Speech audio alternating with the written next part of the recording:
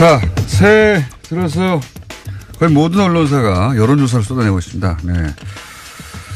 저희는 여론조사를 하지 않았지만 남들이 해놓은 걸 종합 분석하도록 하겠습니다.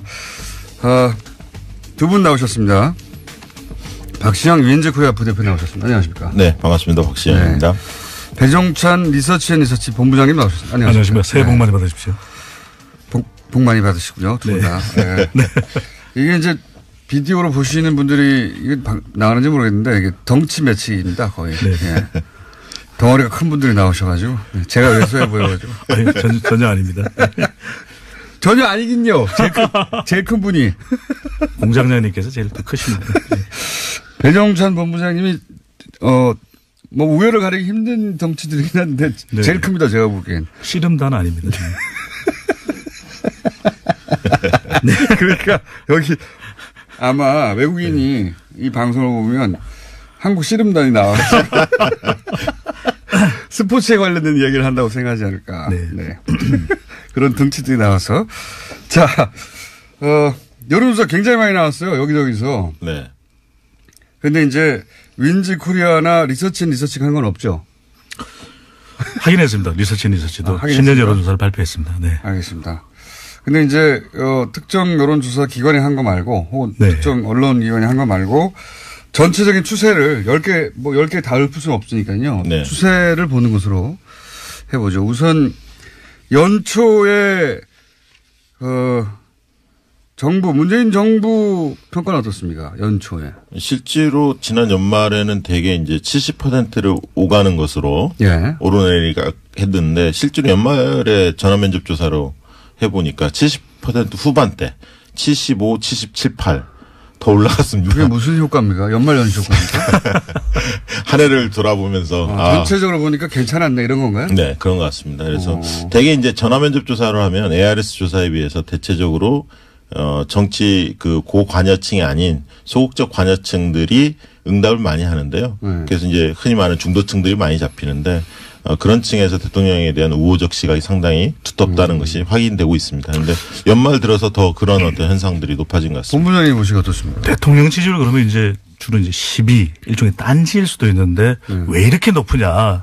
난 이해가 안 된다. 그렇게 말하는 보수 진영의 분들이 많죠. 네, 그래서 보수 응답자들이 많이 참여하지 않았다라는 이야기를 하기도 하거든요. 그렇죠. 그런데 그런 모든 걸 감안하더라도 문재인 대통령의 지지율은 매우 높은 것입니다. 방식이 바뀐 것도 아니고 그만큼 이 문 대통령 지지율의 특징 자체가 이 국정 운영 스타일에 대해서 이 국민들이 주목하고 있다. 파격적인 소통 행보. 그러니까 관리하고 있는 지지율로도 보여집니다. 그만큼 추진 동력을 얻기 위해서는 지지율이 중요할 수밖에 없는 것이거든요. 네. 그 중요성을 알고 있다고 봐야 되겠죠. 그러니까 숨은 보수표가 얼마나 되느냐. 샤이 보수. 이게 늘 이제 관심거리는 일부 있다고 봅니다.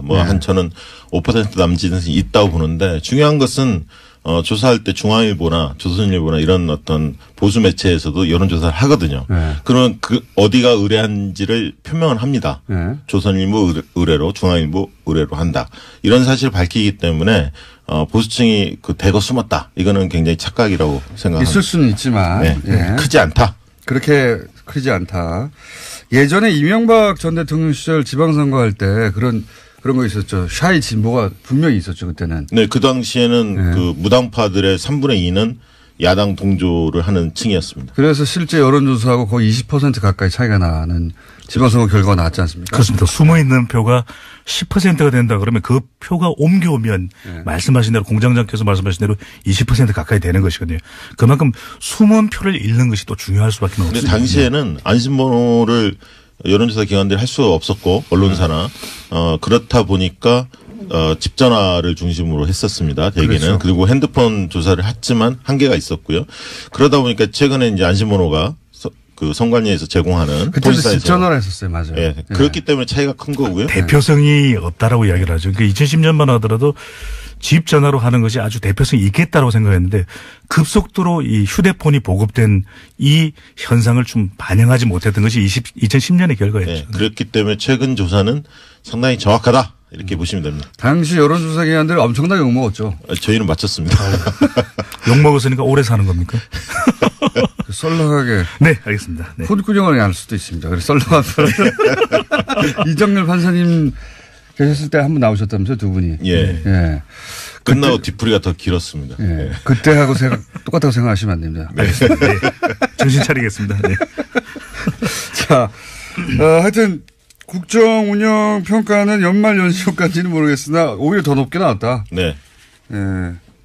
희한하네요. 예. 문재인 대통령 지지율의 특징을 이제 지난 충분한 데이터가 쌓였으니까 이제 6개월 이상 특징을 보자면 뭐 어떤 특징이 있습니까?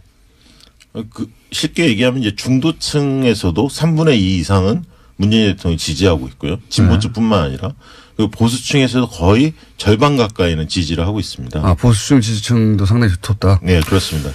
그러니까 응답자 특성으로 보면은 중도층도 그렇고 또 호남 지역에서의 지지율이 또 매우 높고 연령대별로 골고루 뭐 30대, 40대, 50대까지 지지율이 높다는 것인데 특징 중에 하나가 과거에 대통령의 지지율이 높을 때는 특정한 이유가 있었습니다.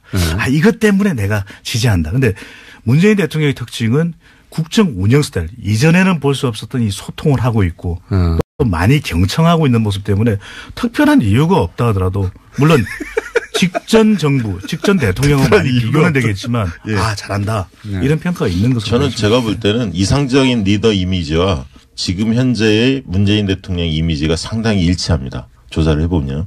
그래서 이제 그런 측면에서 국민들이 나름대로 높은 인기를 그 대통령이 부과하고 있는 것은 그만큼 어떤 리더가 우리 시대에 필요한가 이런 사람들의 마음속에 있는 상들이 있는데 그 상과 지금 문재인 대통령의 이미지가 상당히 중첩된다. 이것 하나 꼭 말씀드리고 싶은데 이 일반인들이 대통령의 전화를 받았을 때 굉장히 놀래거든요. 근데 그 감동도 굉장히 진할 수밖에 없는 것이 일본의 이 오부치 총리가 오부치 대화 전화라고 해서 큰 감동을 불러일으켰는데 문재인 대통령이 직접 국민들에게 전화를 해서 소통하는 그런 모습들이 다른 통화가 되지 않았던 국민들조차도 감동을 받을 수밖에 없는 것이거든요. 깜짝 놀랄 수 있는 겁니다. 나 대통령입니다. 그러면 누가 대통령이라고 믿겠습니까? 아니, 당신이 대통령이면 난 수상이야, 총리야. 이럴 수 있는데 그런 전화가 된다라는 것. 네. 알겠습니다. 배 본부장님의 유머 코드는 이해했고요. 네. 시도를 많이 해 주십시오. 그중에 터질 수도 있으니까. 알겠습니다. 어쨌든 특정 이슈 때문에 지지한다라기보다는 그 스타일 자체 또는 뭐 시대에 맞는 상을 가지고 있는 거군요. 그렇죠. 네. 그리고 추진하는 방향 자체에 대한 적절하다. 왜냐하면 적폐청산에 대한 공감도도 높지 않습니까? 실제로 해보면. 이러면 참 야당이 답답해지는 겁니다. 그렇죠. 예. 반면에 야당은 좀 죽을 쓰고 있고요. 예. 그러니까 이러면 특정 이슈를 공략한다든가 특정 인기 요인을 공략하면 되는데 참 곤란해지는 상황이고요. 자, 그럼 지방선거 얘기를 또 해보겠습니다. 올해 정치권에서 가장 중요한 이벤트는 지방선거고 결국 이 지방선거 결과에 따라서 이제 정계 개편이 일어날 수도 있고 뭐 굉장히 많은 변화가 있을 수도 있는데 격전지 보통 얘기하잖아요. 네. 근데 현재까지 발표된 여론조사 뭐 6개월 남긴 했습니다만 현재 기준으로는 격전지가 안 보여요. 그러니까 지금 뭐 제주나 몇 군데는 조사 결과가 나오진 않았는데 대략 흐름 보면 17개 광역단체 중에서 자유한국당이 앞서는 지역은 경북 지역 하나만 있는 것 같습니다. 현재적으로 보면. 물론 이게 이제 선거가 다가올수록 바뀌겠죠. 당연히. 네. 그 특징으로 보면 결국 이제 보수의 몰락 첫 번째, 두 번째는 현역들의 고전 이 두 가지로 압축할 수 있을 것 같습니다. 현역들의 고전이요? 예. 현역이 이렇게 높게 안 나옵니까? 예. 박원순 시장을 제외하고는 상당히 현역들이 고전하는 것으로 상당 지역들 충청권을 빼고요. 영남이나 호남 등등. 박원순 시장을 제외하고는 그렇습니까? 네. 네. 예를 들면 인천, 경기, 유정복, 그다음에 남경필 다 고전하고 있고요. 부산의 서병수 고전하고 있고 울산의 김기현도 그 만만치 않은 상황인 것 같고요. 대구의 권영진도 그렇고요. 광주로 가면 또 윤장현 등등이 다 좀 고전하고 있는 것으로. 그렇습니까? 예. 전통적으로 보면 이제 현역 단체장의 현직 효과도 있는 반면에 피로감도 크거든요. 그러니까 뭐 단체장을 좀 바꿔보자 이런 심리가 또 많이 작동을 하고 있기는 한데 선거에서 지금 일종의 기울어진 운동장 여당에게 상당히 유리한 구도가 쏟아져 나온 신년 여론조사에 나타난 이유는 선거에 결정적인 영향을 미치는 게 세 가지입니다. 하나는 이제 지지율, 대통령과 정당의 지지율, 또 구도, 그다음에 후보인데 여기서 대통령의 지지율도 상당히 높거든요. 후광 효과가 나타나고 있고 또 정당 지지율도 더불어민주당이 거의 단독 질주를 하고 있고 근데 구도인데 지금 뚜렷한 구도가 보이지는 않거든요. 2010년에 무상급식, 2014년에 세월호 사고, 국민안전. 근데 또 곰곰이 따져보면 지난해에 이은 구도가 계속 연결되고 있거든요. 탄핵 국면 구도. 그다음에 적폐청산 전선. 예, 야당으로서는 수를 써보기가 굉장히 힘든 후보 경쟁력만으로 버텨야 되는데 마땅한 또 인물이 없다라는 것이 야당의 큰 고민이 되는 것이죠. 그렇죠. 그러니까 지금 고민은 그 지점입니다. 그러니까 심판론이 통하지 않을 것 같다. 이런 거죠. 정권 심판론. 예, 그런데 항상 견제로는 일정 정도 먹힌 측면이 있습니다. 과거의 지방선거.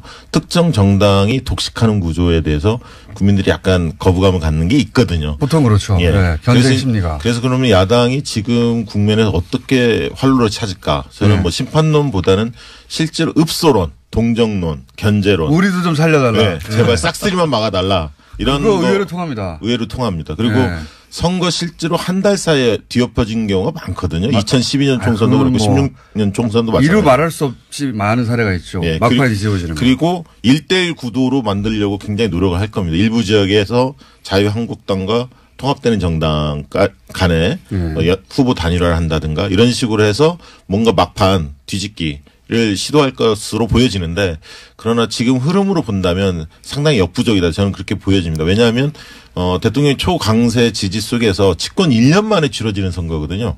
이번 선거가. 그렇기 때문에. 딱 1년만 되는 거죠. 그렇죠. 6월이면. 그렇기 때문에 야당에서 여러 가지 노력은 하겠습니다만 여당에서 실수를 하지 않나. 물론 이제 방심하면 이 반드시 반격이 올 수 있습니다. 방심하거나 오만하면 되치기를 당하지만 그런 것들이 없이 잘 관리만 한다면 이번 지방선거는 상당히 여당한테 유리한 선거다. 그렇게 보여집니다. 그래서 뭐 자유한국당을 비롯해서 이제 야당에서는 무당성 비율이 상당히 높지 않느냐. 그러니까 이들이 지난 이전에 지방선거에서 봤던 숨은 표다. 결국 투표율이 가까워지면 우리에게 올 것이다. 근데 여기서 이제 중요한 것이 그런 변수가 작동이 돼야 되거든요. 그만큼 그런 숨은 표를 끌어올 수 있는 경쟁력 있는 후보가 나설 수 있냐.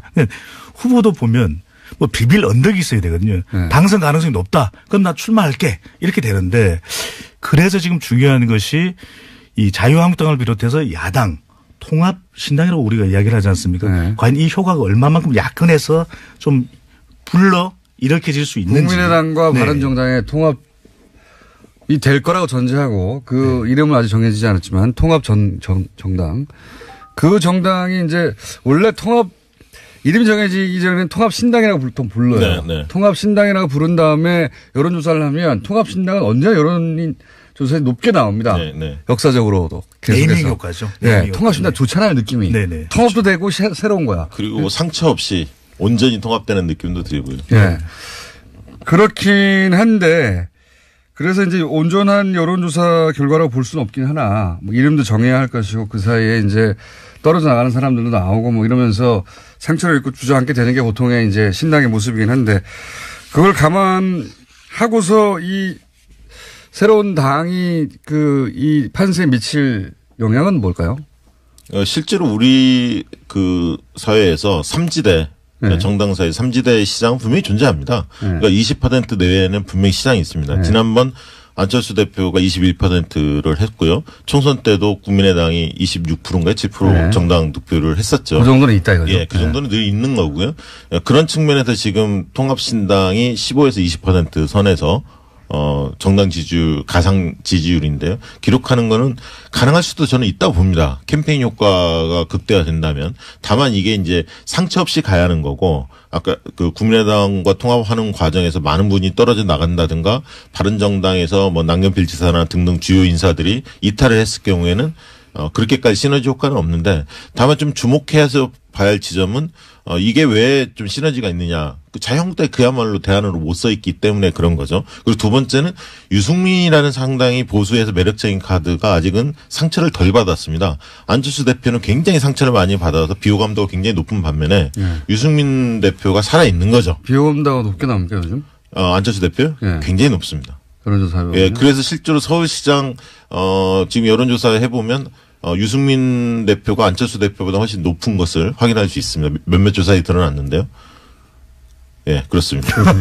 말을 갑자기 끝내셔가지고. 우리가 지금 효과가 있느냐 효과가 없느냐 공장장께서 말씀하셨던 대로 신당이라고 하는 이름은 일단 주목을 받게 되는 효과가 나타나는 거죠. 통합신당 이름이 항상. 그러니까요. 예. 또 이것이 이 폭우냐 가랑비냐. 예. 폭우면은 아주 영향력이 클 텐데 그렇지 않더라도 가랑비 정도만 돼도 우리가 가랑비에 옷 젖는다 그러지 않습니까? 예. 그러니까 이 효과는 분명히 나타나는 것이 적어도 선택지를 줄여주는 것이거든요. 바른정당과 이 국민의당이 통합되면서 선택지가 3개 정도로 정리가 되는 셈입니다. 예. 더불어민주당, 자유한국당 그리고 통합신당. 정의당도 있습니다만. 네, 물론 예. 정의당도 있어요. 정의당의 파괴력을 결코 무시해서는 안 되는 것이고요. 근데 여기서 그렇게 되는 경우에 여론조사 결과에서 보여지는 것은 자유한국당하고 상당히 경쟁하는 정도의 수준은 올라선다라는 것이거든요. 그러니까 더불어민주당의 위협적인 존재는 안 되겠지만 내년 지방선거에 적어도 광역단체장에 뭐 큰 영향을 주지는 못하겠지만 기초단체장도 있거든요. 후보에 훨씬 더 주목하게 되는 것이 기초단체장. 강역의원 선거 정도에는 영향을 줄 수 있다.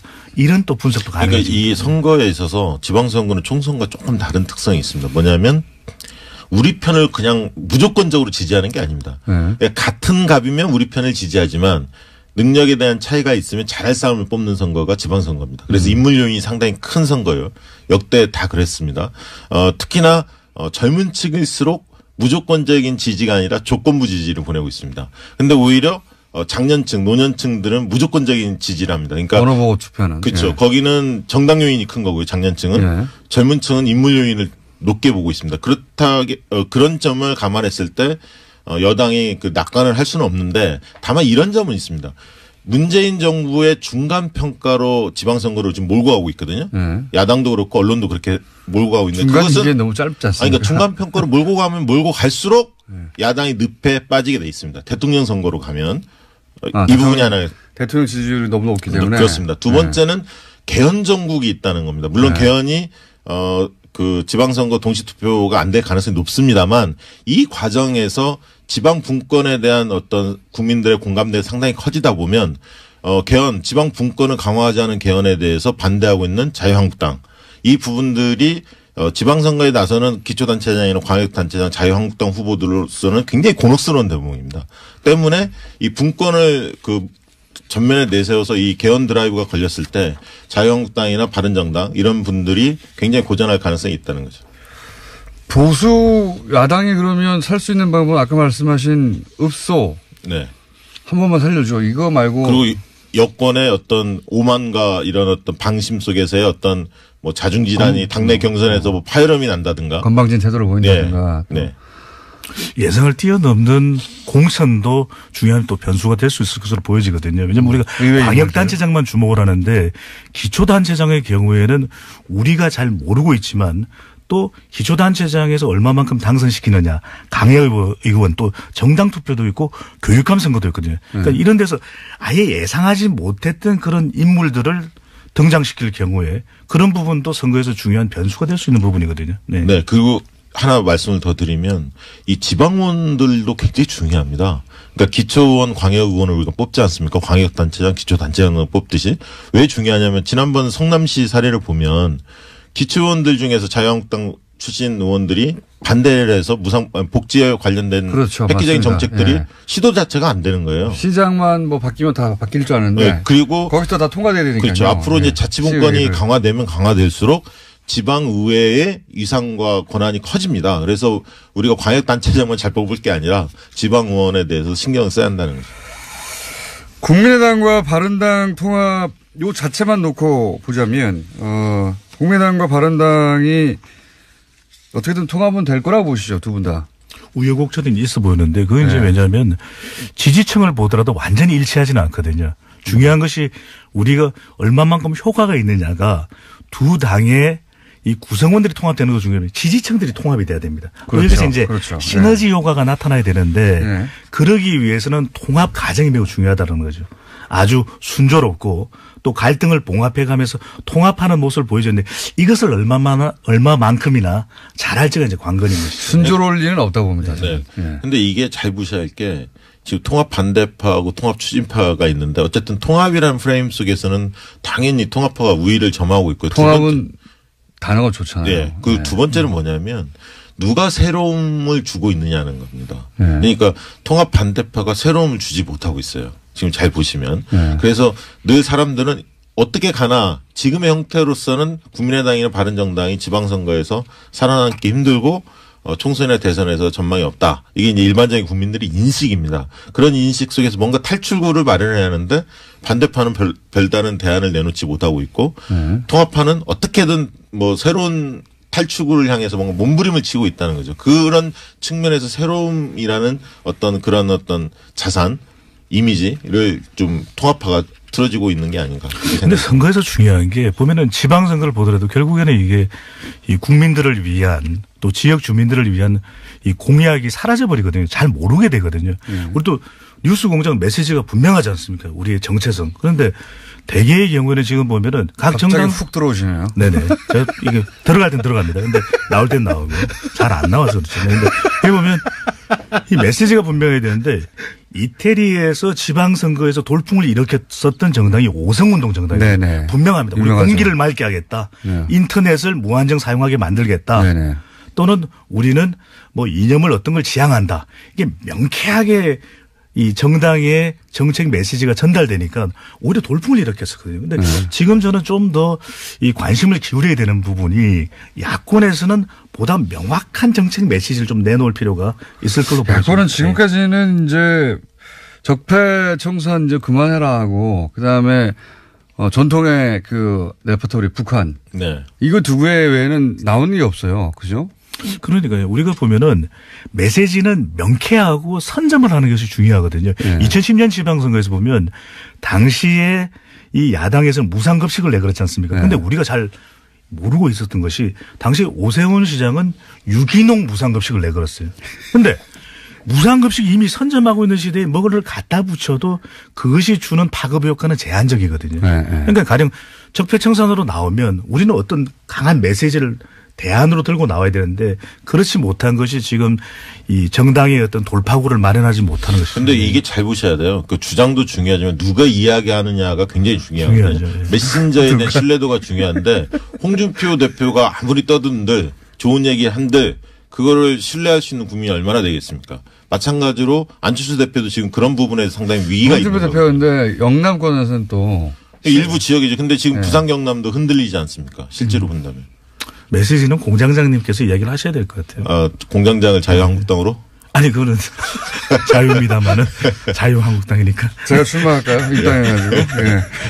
네. 대표 경선에.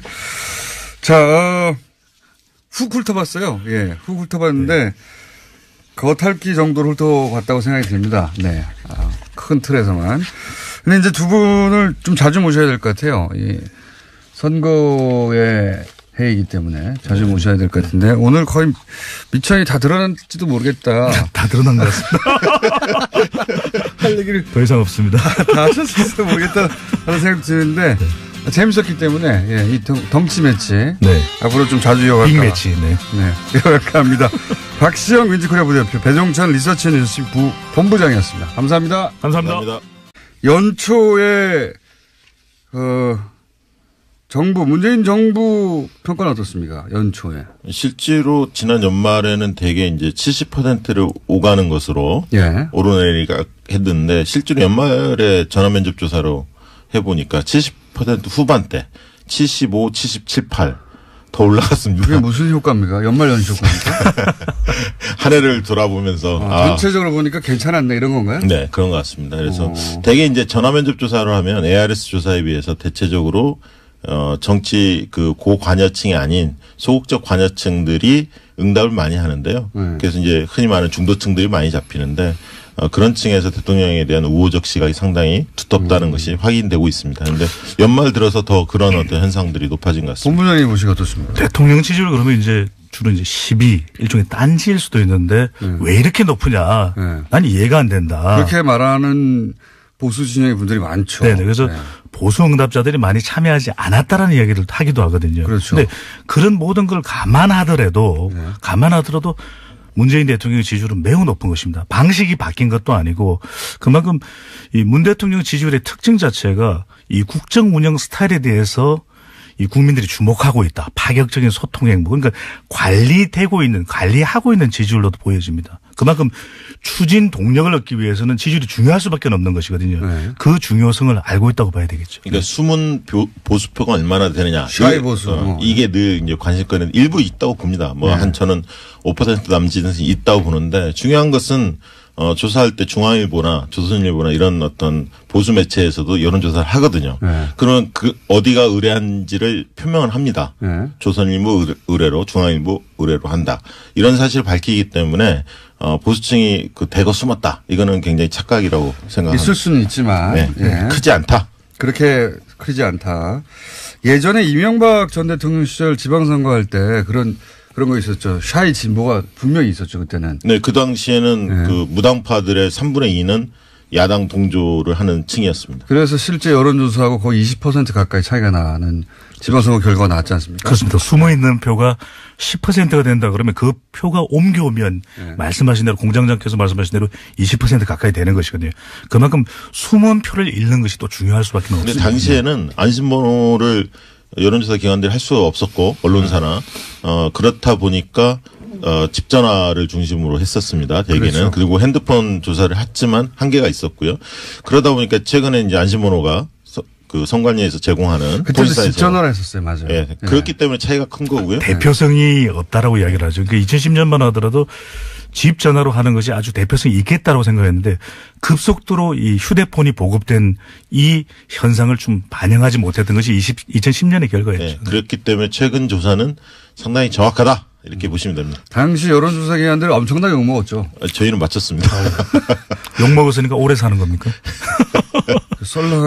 그 대통령이 구가하고 있는 것은 그만큼 어떤 리더가 우리 시대에 필요한가 이런 사람들의 마음속에 있는 상들이 있는데 그 상과 지금 문재인 대통령의 이미지가 상당히 중첩된다. 이것 하나 꼭 말씀드리고 싶은데 이 일반인들이 대통령의 전화를 받았을 때 굉장히 놀래거든요. 근데 그 감동도 굉장히 진할 수밖에 없는 것이 일본의 이 오부치 총리가 오부치 댕화 전화라고 해서 큰 감동을 불러일으켰었는데 문재인 대통령이 직접 국민들에게 전화를 해서 소통하는 그런 모습들이 다른 통화가 되지 않았던 국민들조차도 감동을 받을 수밖에 없는 것이거든요. 깜짝 놀랄 수 있는 겁니다. 나 대통령입니다. 그러면 누가 대통령이라고 믿겠습니까? 아니, 당신이 대통령이면 난 수상이야, 총리야. 이럴 수 있는데 그런 전화가 된다라는 것. 네. 알겠습니다. 배 본부장님의 유머 코드는 이해했고요. 네. 시도를 많이 해 주십시오. 그중에 터질 수도 있으니까. 알겠습니다.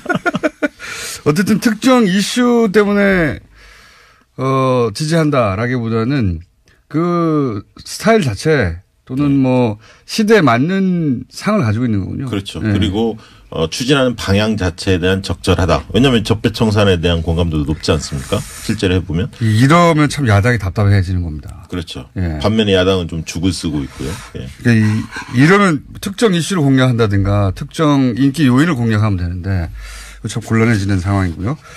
자, 그럼 지방선거 얘기를 또 해보겠습니다. 올해 정치권에서 가장 중요한 이벤트는 지방선거고 결국 이 지방선거 결과에 따라서 이제 정계 개편이 날. 자, 새해 들어서 거의 모든 언론사가 여론조사를 쏟아내고 있습니다. 네.